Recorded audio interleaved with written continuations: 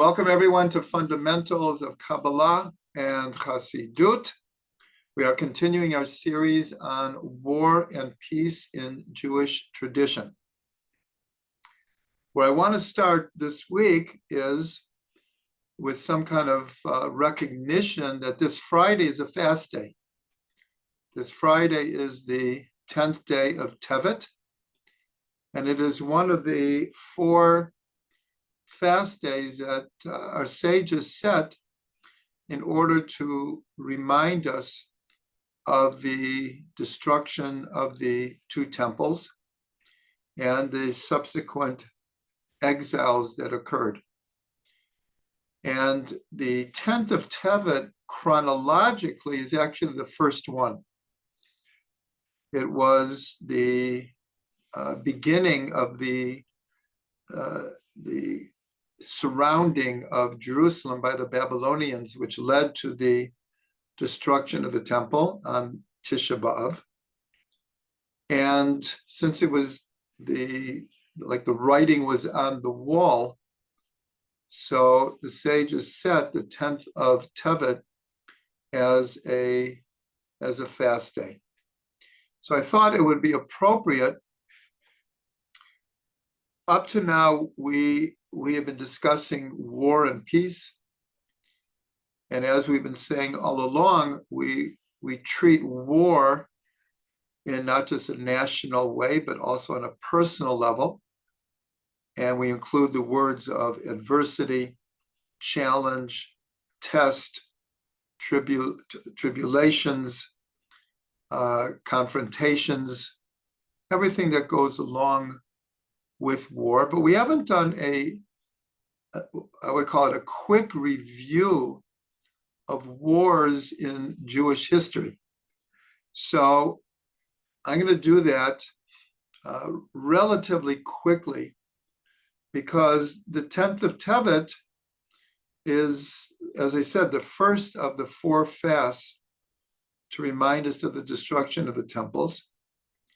And especially because of the current situation in Israel, I wanted to do a quick review. In later classes, we'll go back and we'll discuss some of these. So the first war that we really fought is right after we came out of Egypt, and that was the war with Amalek. Amalek attacked us from behind, from the rear, the weak, and the elderly, the compromised. And in that war, Moshe appointed Yoshua to lead the war. Moshe went up on a hill, and in very symbolic language, when Moshe raised his hands in prayer, Israel would be victorious. And when he let his hands down, Amalek would be on the ascendancy. And then Hur and Aaron held his hands up. And the Torah says his hands were faith. And we won that war. Before we come into Eretz Yisrael, we fight against Sichon and Og, and we conquered the lands of near the Golan Heights, parts of Syria, parts of Jordan. And when we came into Israel, Yoshua fought for years to conquer the 7 nations that were here. He did not conquer all of them. He conquered 31 of the kings, but he did not conquer all of them. And then if we go to the book of Judges, remember, we're doing this just very quickly, because when we see the picture, what we see is, except for a few periods of 40 years, and it's actually mentioned in the book of Judges, or the book of Shmuel or Kings, when there was a period of peace. But those were by far the exceptions.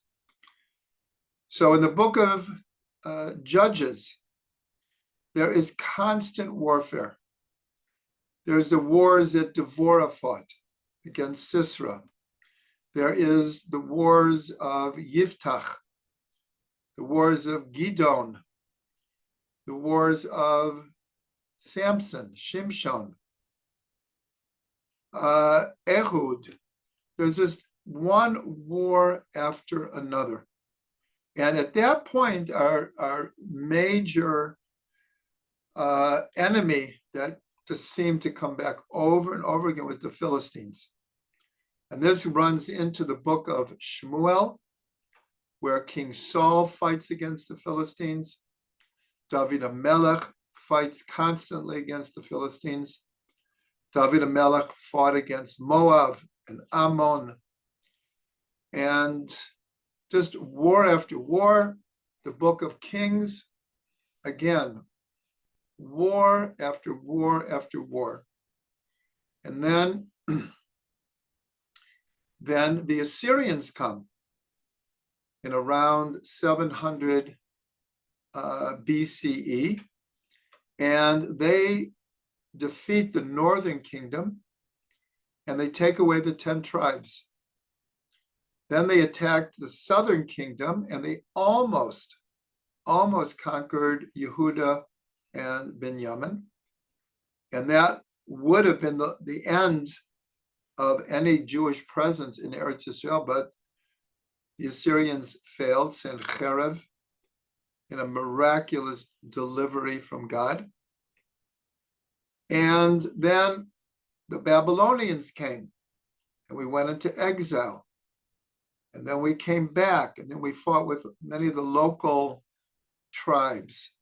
And then the Greeks came, and the story of Hanukkah. And then the Romans came, and the destruction of the Second Temple. So we see that for approximately 1,300 years, 1,400 years, because even after the destruction of the temple, there was the revolt, the Bar Kokhba revolt in approximately 120 CE. And so it was just constant warfare in order to defend our ability to live in Eretz Yisrael. Every empire in the world wanted to conquer Israel for economic reasons. Israel was the crossroads of the world, and it still is. It lies exactly between Africa, Asia, and Europe.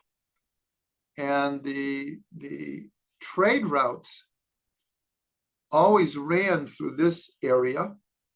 And so everyone wanted to conquer it. But also, Jerusalem had a certain ambience, had a certain importance, and everyone wanted to control Jerusalem. So that was a 5-minute review, with the main point being that there was constant warfare. There's a couple of times where it says specifically that after Israel would defeat their enemies, there would be peace for 40 years. Once it mentions 80 years. During the time of Solomon, there were no wars. And then I want to just express a certain change that happens after the Bar Kokhba revolt. First of all, when the Second Temple was destroyed, it wasn't just that the Second Temple was destroyed. It was an incredible slaughter.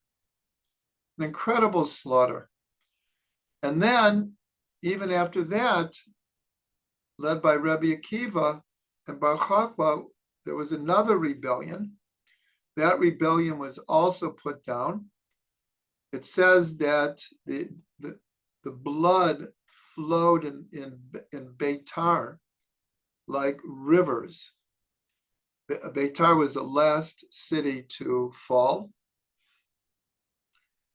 And they said that the blood ran like rivers. After that, Rabbi Akiva was martyred. And his student was, one of his main students was Rabbi Shimon Bar Yochai. And as we know, that Rabbi Shimon Bar Yochai had to hide in a cave for 12 years because the Romans had a price on his head. And finally, he was able to come out of the cave. And during that period, the whole mystical tradition went through his hands, and ultimately came to be in what we call the Zohar. But there's a very significant event in the life of Rabbi Shimon Bar Yochai, and really a one-sentence statement that he made that, in a sense, is indicative of a certain change that happened. By that point, after the Bar Kokhba rebellion, the Jewish presence in Israel was minimal. And there was no sovereignty anymore. There was no power. And it was, as I said, more or less 1,300 years of fighting to defend and protect our homeland, the Holy Land. Rabbi Shimon Bar Yochai, there's a very, very enigmatic, mysterious, deep part of the Zohar called the Idra Rabbah. The Idra Rabbah literally means the great meeting, or the great meeting in the threshing place. And there's actually, I go to it every year outside of Tzfat, very close to the grave of Rabbi Tarfon. There is a double cave there. And there's a plaque on the wall and says, this is the place that Rabbi Shimon sat. There are only 10 students. There were 10 people in this gathering called the Idra Rabbah, the great gathering, where Rabbi Shimon gave over deep, deep Torahs that he had never given over before. And he began by saying, in a certain way, woe to me if I reveal, woe to me if I don't reveal. Notice he had an inner conflict of how much to reveal to his students. But here he did. And in this teaching, towards the beginning, he says something, like I said, in just one statement. And he was talking about the fear of God. And then he said, but for us now, all depends on love. For us now, all depends on love. Now, if you look at Jewish history, after that, there were no more rebellions. And for pretty much, we always quote 2,000 years. At this point, it's around 1,880 years. The Jewish people were more or less very passive, not weak, but we were spread all over the world. We had no ability to revolt or strike back. And that's why we became the victim of so many expulsions, inquisitions, pogroms, forced to be in ghettos, eventually the Holocaust. And the Jewish people just did not have the ability to really fight back. So what Rabbi Shimon saw prophetically, he saw that the era of warfare had come to an end. There was just no ability anymore. There was really no ability. We were spread out all over the world, and it increased how much we were in the diaspora. But Rabbi Shimon said, for us now, all depends on love.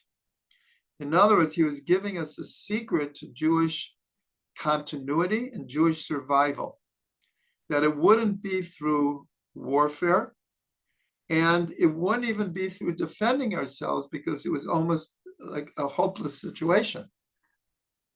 So what would sustain us? Our love for God, our love for Torah, and our love for Israel.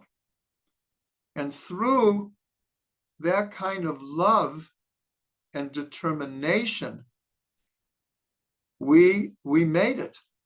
We made it. And so that continued for, we'll use 2,000 years.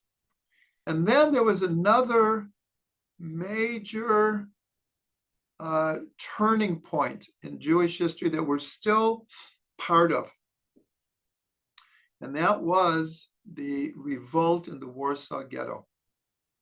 The revolt in the Warsaw Ghetto in 1943, April of 1943, was really, for almost 2,000 years, it was one of the only examples.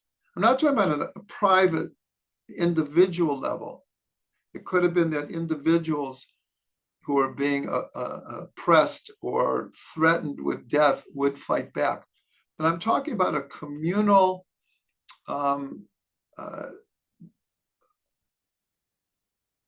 defense of their community.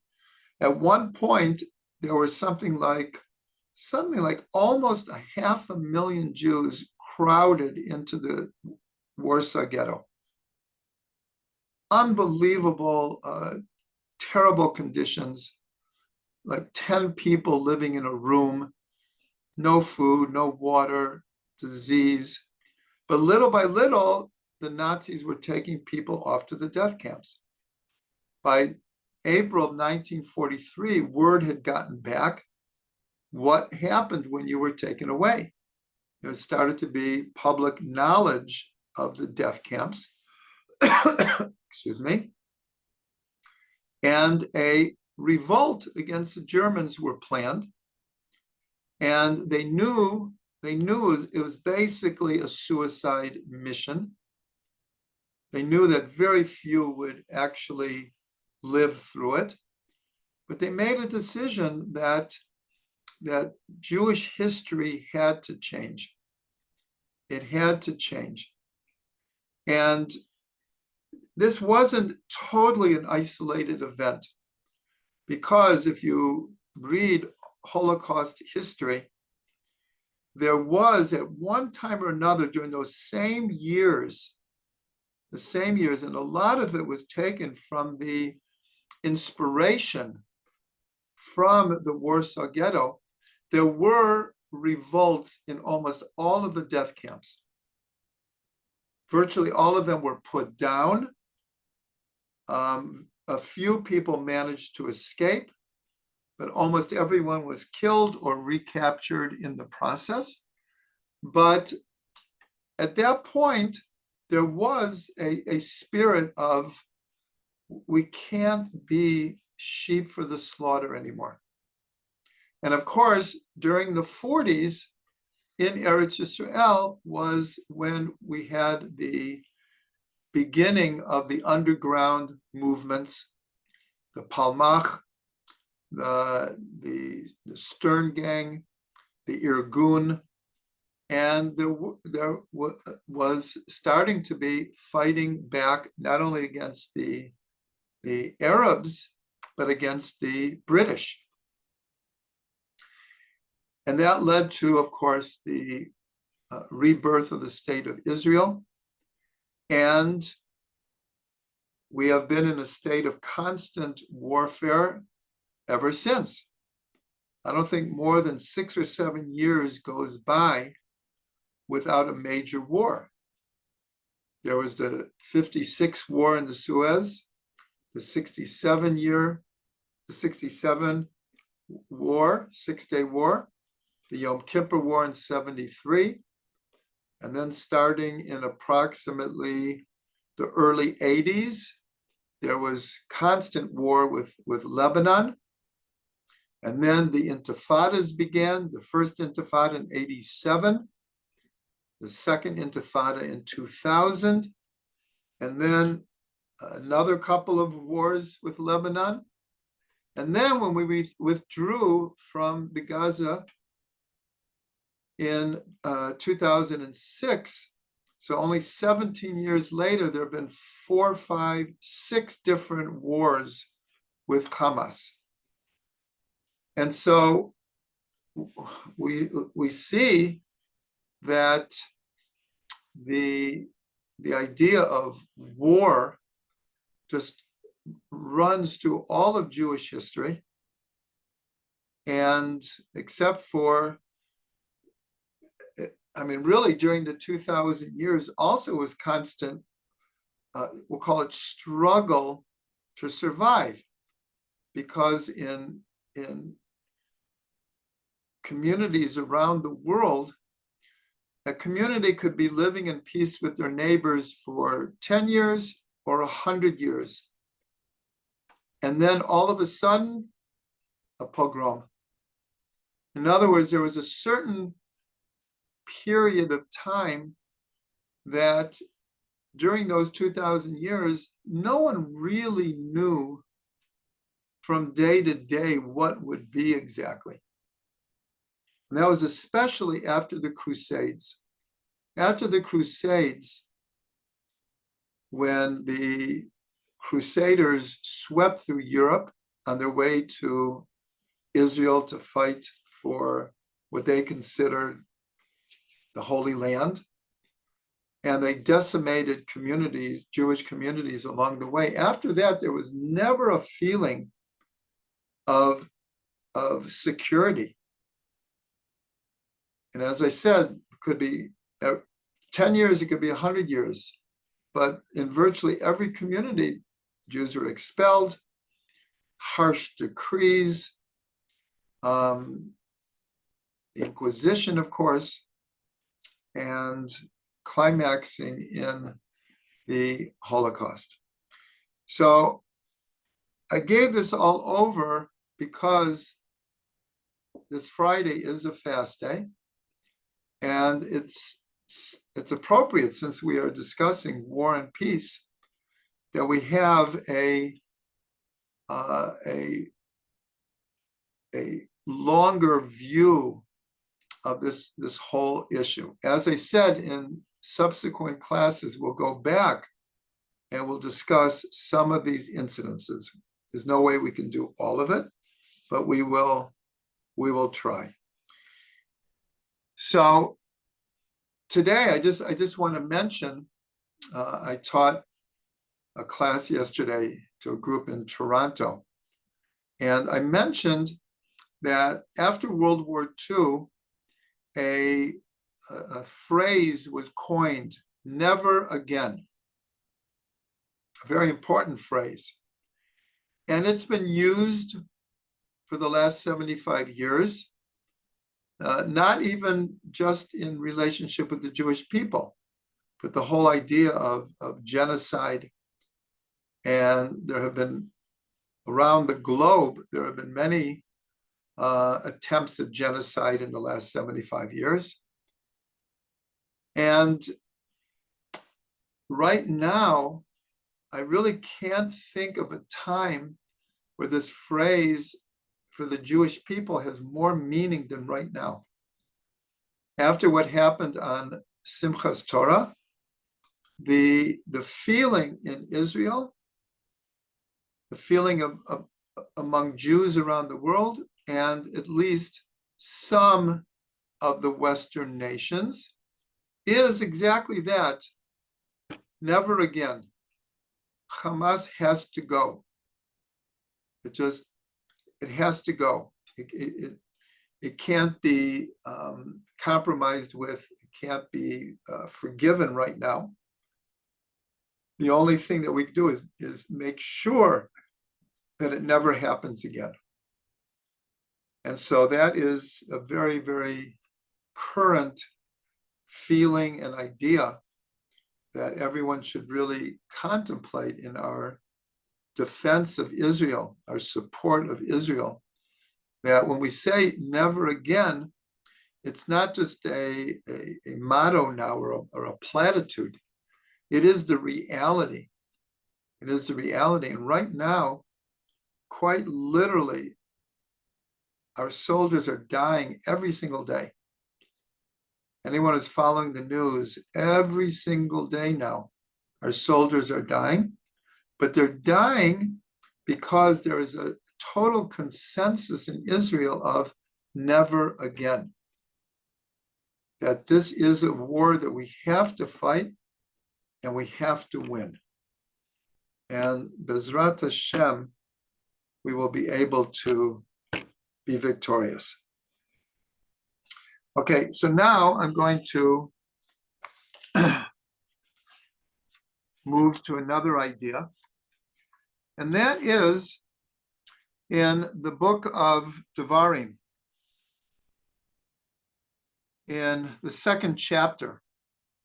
So we have an incident where, and I'll read it in English.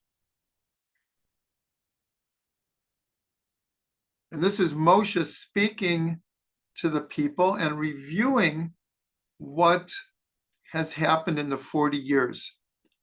So he says, is Moshe speaking. So I sent messengers from the desert of Kedomot to Sichon, the king of Heshbon, with words of peace, saying, allow me to pass through your land. I will go along by the highway. I will turn neither to the right nor to the left. So here, on our way to Israel, Moshe wants to pass through the land of Sichon, and he assures Sichon that he has no warlike intentions. He wants nothing but peace, but he asks permission to just go through the main highway and just pass through their land. And so Rashi says a number of things here. So first he says, what is this desert of Kedemot?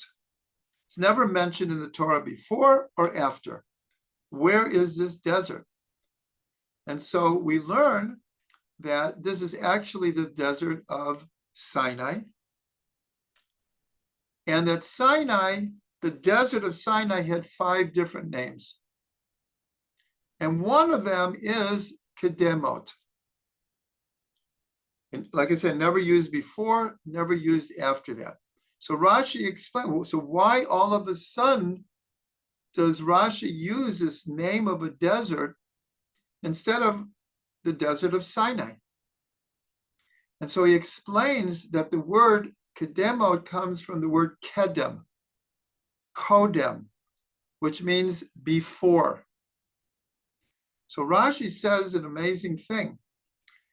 He says that Moshe learned from what God had done before when he offered peace to Sichon. And it's not only here. In another place in the Torah, it says, anytime that we face an enemy, we should always offer peace first.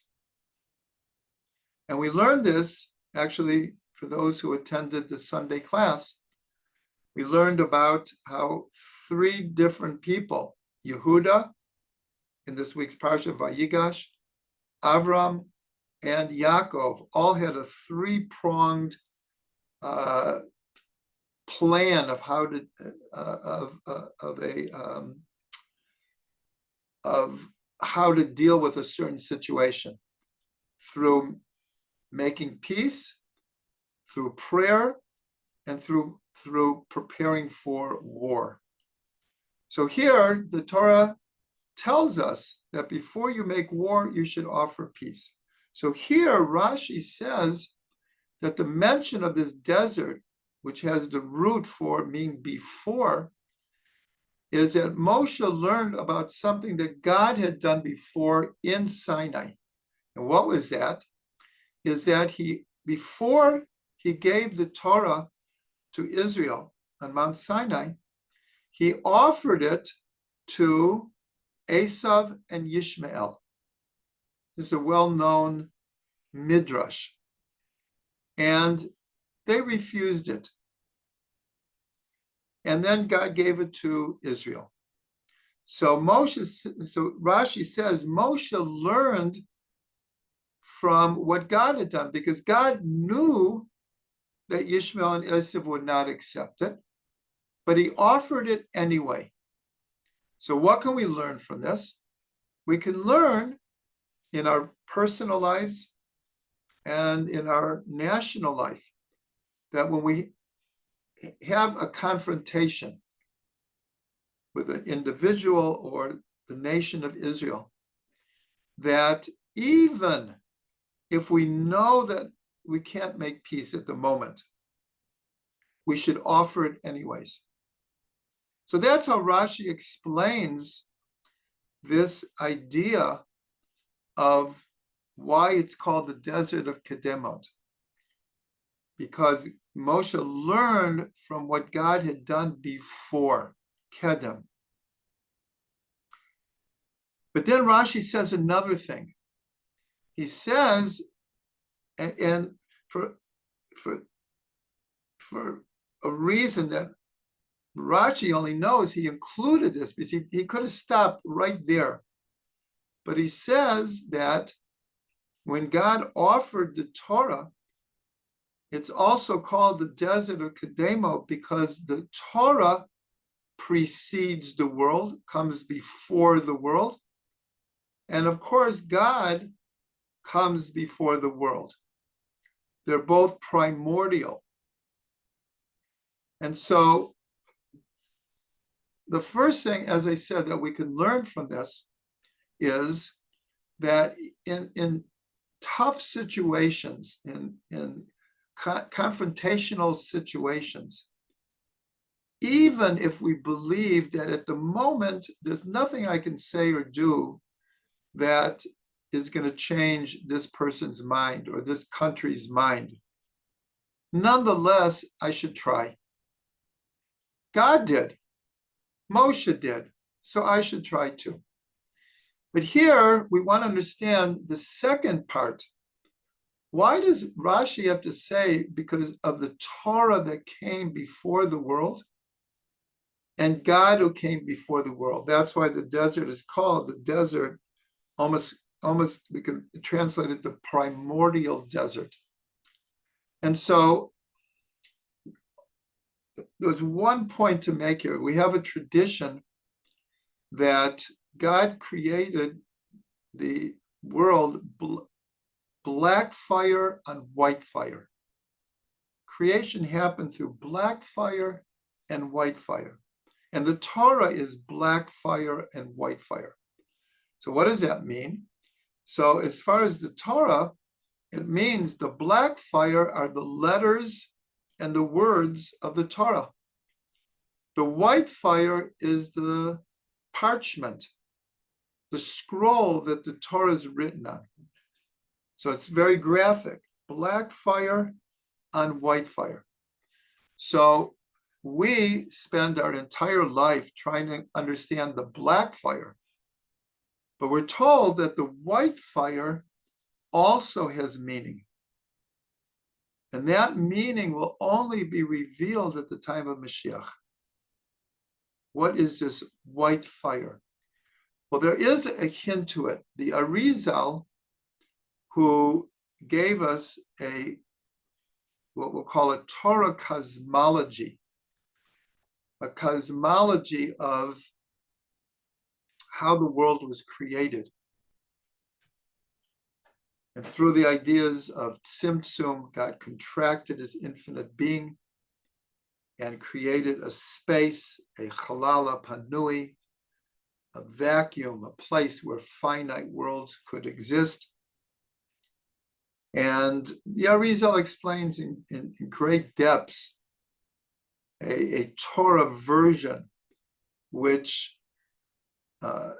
as we've said many times, parallels very much the Big Bang. Now is not the time to get into it, but the Ari saw very, very clearly what science took 500 years for them to come to most of the same conclusions.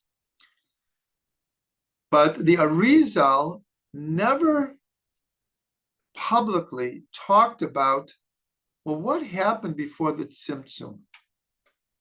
What happened in the infinite light? The Ari didn't go there. He probably understood it very well, but just like maybe Rabbi Shimon Bar Yochai, who says, woe if I reveal, woe if I don't. The Arizal revealed so much, changed Jewish thought forever, but he didn't talk about what happened before creation. But other Kabbalists did. And one of them is in a book, Emek HaMelech, and he speaks about different stages of development, as it were, in God's thought process that led to God creating the world. And one of these levels is that God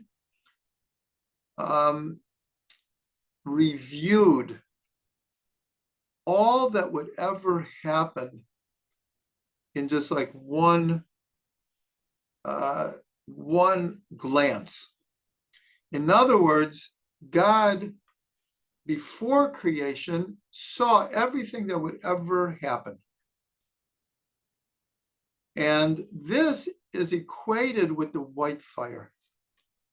The white fire is, like I said, will not be revealed until Mashiach comes.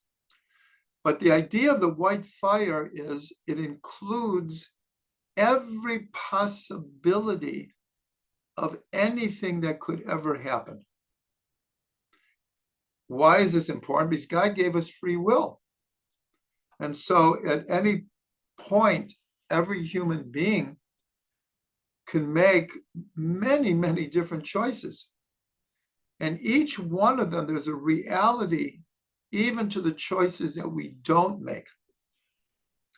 In modern science, this is what's called parallel universes, that there's realities of every possibility of every choice.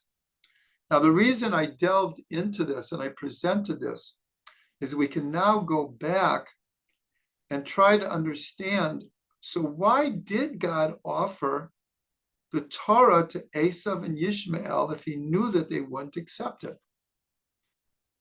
Why should we offer peace when we know that it won't be accepted? And so the answer is really in the white fire, is that in the white fire, every possibility exists.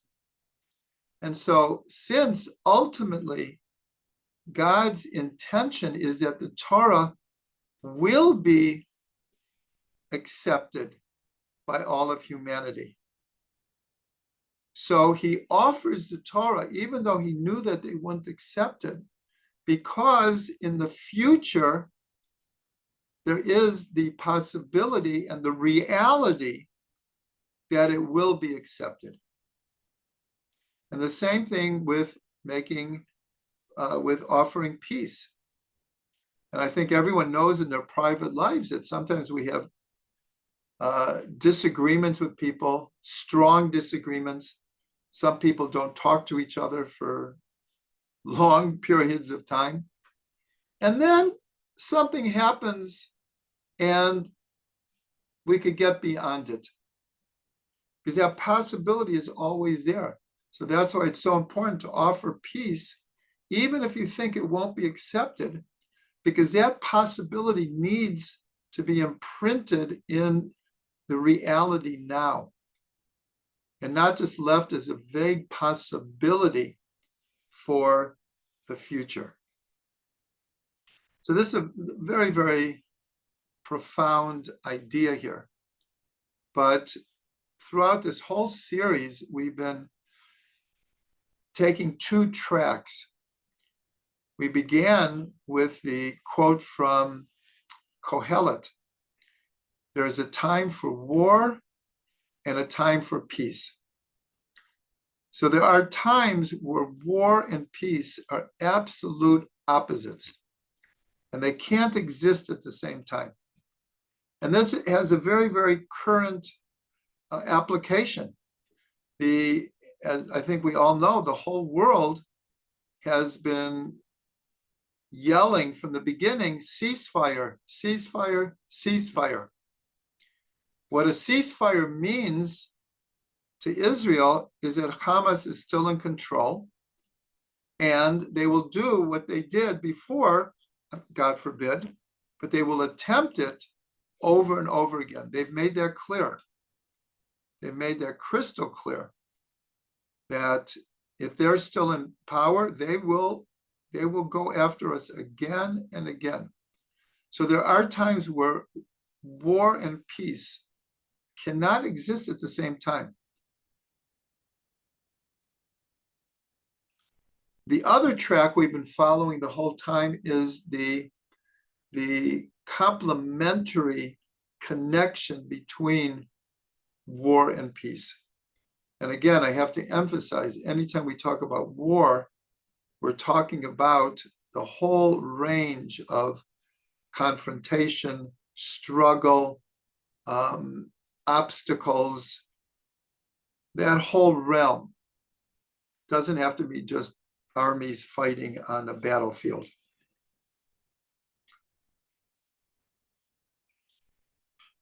So one of the verses that we discussed was from Isaiah 57:19.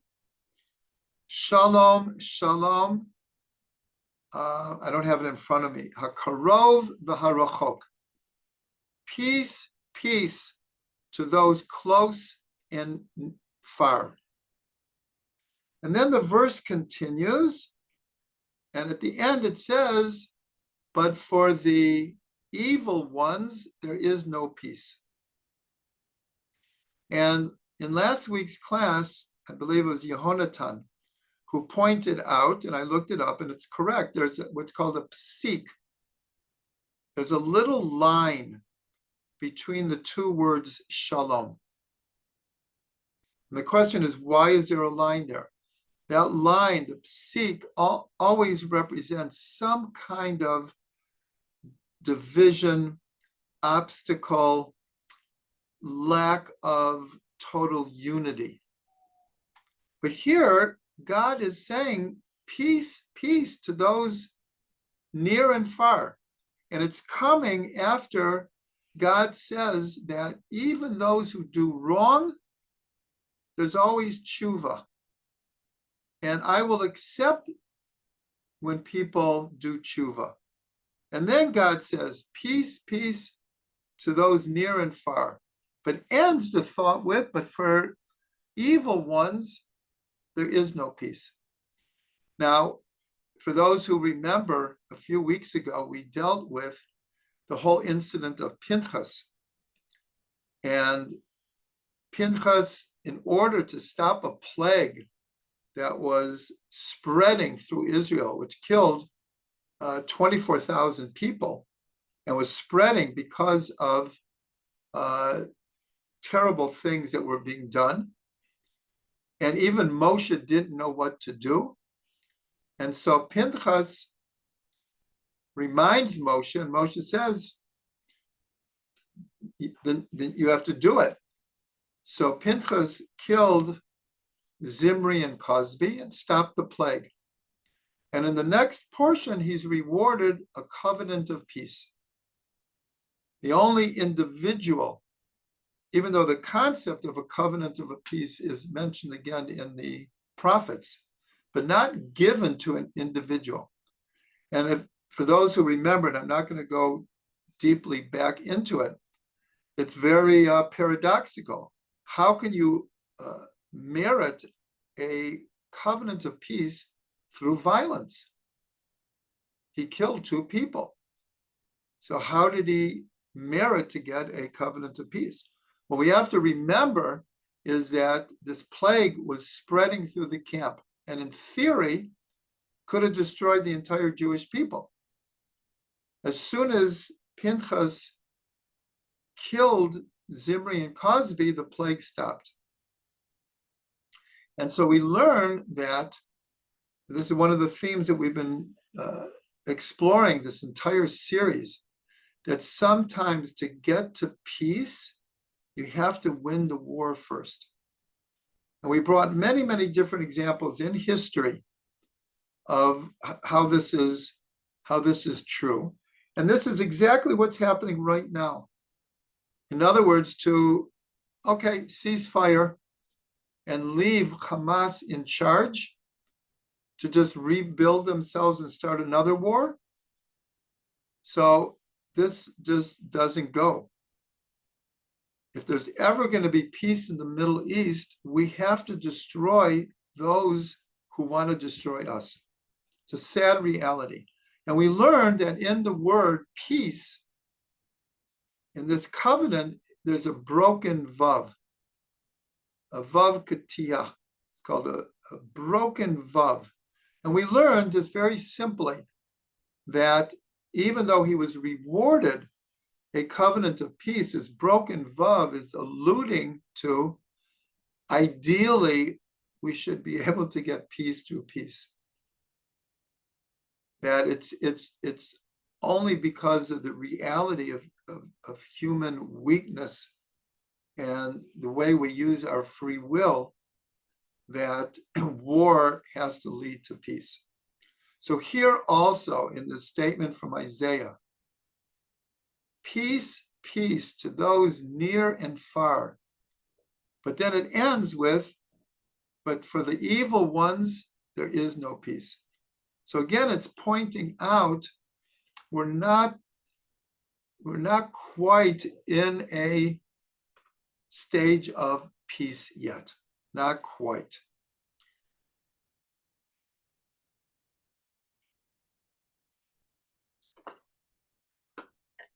Okay, so I want to end this class because we always try to balance the war and the peace.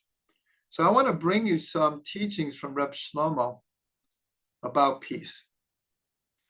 And some of these we have already touched upon. So I'll do this relatively quickly. So his first thing he says is peace is the ability to bring 2 opposites together. And he uses the example that we've used a number of times. And that is the word for heaven, Shemayim, is made up of a shin, which represents fire, Eish, and Mayim, water, fire and water. In this world, fire and water do not make it. They are, we'll call them opposing forces. But in heaven, they are completely complementary, fire and water. So Reb Shlomo says that's what peace is. Peace is the ability to take differences, to take opposites, and bring them together. And he says, who is one of the greatest examples of peace? Yosef. And he mentions, especially this week's Parsha, that despite being sold by his brothers, despite being hated by his brothers, he engineers a family reconciliation. In this week's Parsha, by Yigash. So Reb Shlomo said that Shalom and Yosef go together. He makes it happen. He makes it happen. He brings the family back together and avoids such a split that Jewish history simply would not have developed. It just wouldn't have happened. It totally depended on Yosef to bring the family back together. Then Reb Shlomo says that Yosef is always associated with Yesod, the sphere of Yesod, foundation. And so he mentions that the foundation of all Jewish life and all really human life is peace. And we have the quote that we took from the Mishnah, that there is no vessel for blessing better than peace.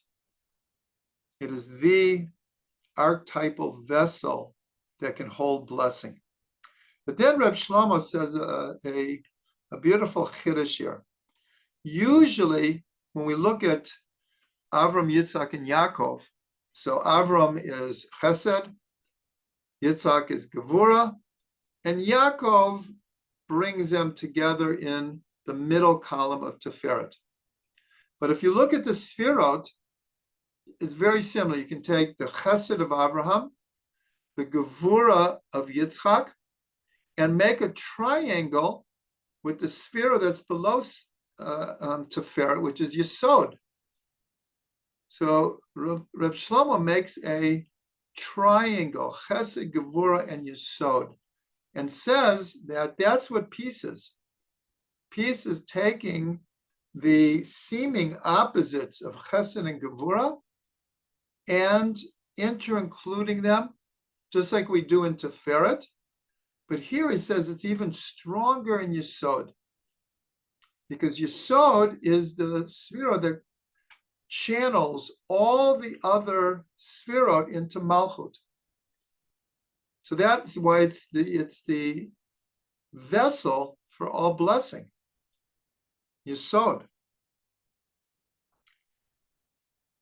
So Reb Shlomo points out that when we talk about peace being putting two opposites together, it's not like in a cholent. It's not like in a melting pot where each of the components loses their identity. He said that's more of a mishmash. Real peace is when each component maintains its special identity, but can live in total compatibility with all opposites. And so he talked about, and he quoted the verse that we've quoted. Hashem oz li'amo yitain, Hashem yavarech et amo b'shalom. God will give you strength. God will grant you with peace. So here we see that it's like juxtapositioned. First, you have to have strength. You can't get to peace without strength. And that includes between people. We don't make peace with others by being a floor mat for other people. That's not called a state of peace. It's when each side can maintain their strength, their uniqueness, their identity. Just like fire and water in heaven doesn't mean fire and water they have no individual reality anymore. They're still fire and water, but they can be inter-included in such a intimate way that they also have a reality of going beyond being just fire and water. And so he said, this is true of how the world works, that peace doesn't mean compromising all of your ideals, letting people walk all over you. And then you say, oh, I have no arguments with anyone because I let everyone walk over me. I don't have a self-identity. I'm afraid to express myself. That's not peace. So Rabbi Shlomo was very interesting because he was really using the sfirot, which is not the typical way that Rabbi Shlomo would teach. But here he was mamash using the sfirot to show us how peace in Yesod comes through bringing the opposites together.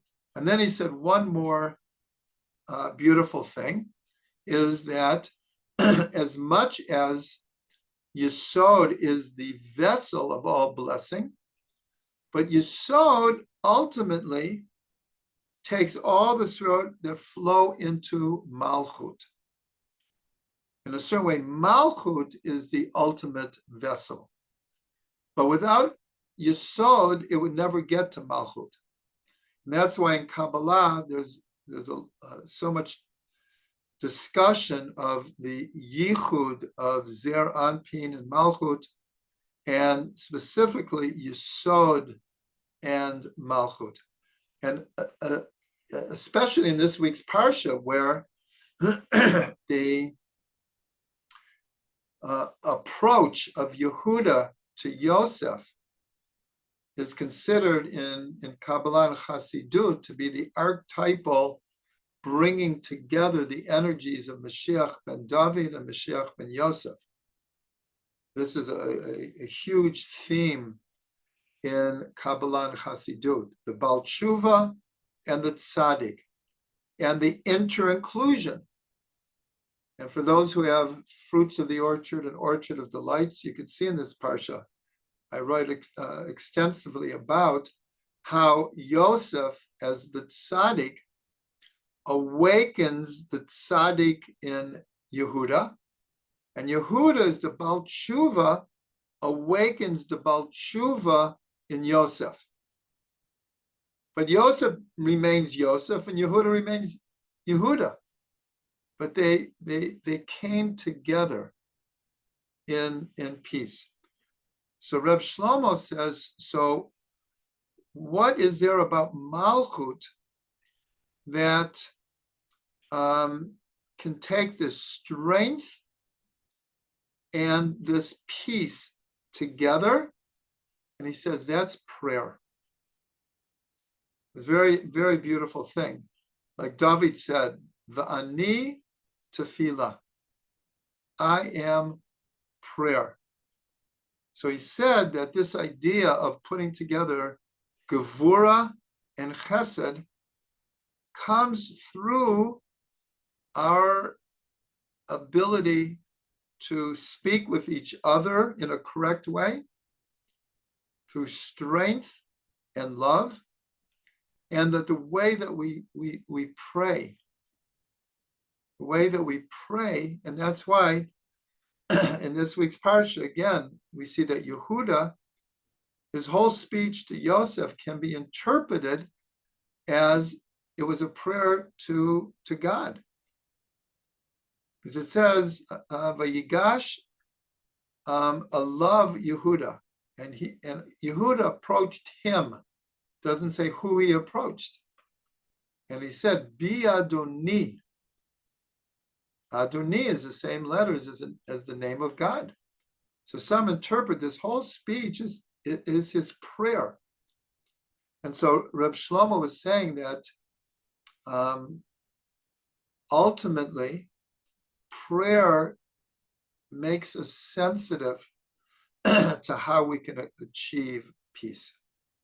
And I just thought of something Reb Shlomo didn't say, but one of the offerings in the temple were called the shlamim. The shlamim mean the whole offerings, but it's from the word shalom. And so our sages tell us, why are they called the peace offerings? Is because everyone benefited. The Kohanim got their part. The people who brought the sacrifice got their part, and the altar got its part. So everyone joined in with the offering. That's the peace offering. So we'll end with a bracha, since there's no vessel that can hold blessing like shalom. Despite the current situation, we shouldn't lose track of our ultimate goal of peace with our neighbors, peace in the world, that somehow we have to hope that this war that we didn't start and we didn't want will somehow lead to peace. And that everything we've been talking about theoretically, that as we said, that sometimes you have to be able to defeat your enemy in order to make peace with them. And I don't know if we can make peace with Hamas, because they're a different category. Amalek is a different category, but the rest of the world is not Amalek, and we need to make peace. And my biggest bracha is among the Jewish people. We can maintain the kind of unity that we're seeing now. Believe me, there's still lots of disagreements, and they will come out. Once the war is over, they will come out. But everyone is talking about, we have to learn from the unity that we're experiencing now, how to deal with those disagreements when they come up again. Disagreements don't have to lead to hatred. Chas v'shalom. They don't need to lead to bad energy, as we've been speaking about this entire series. So may we all experience peace in our life.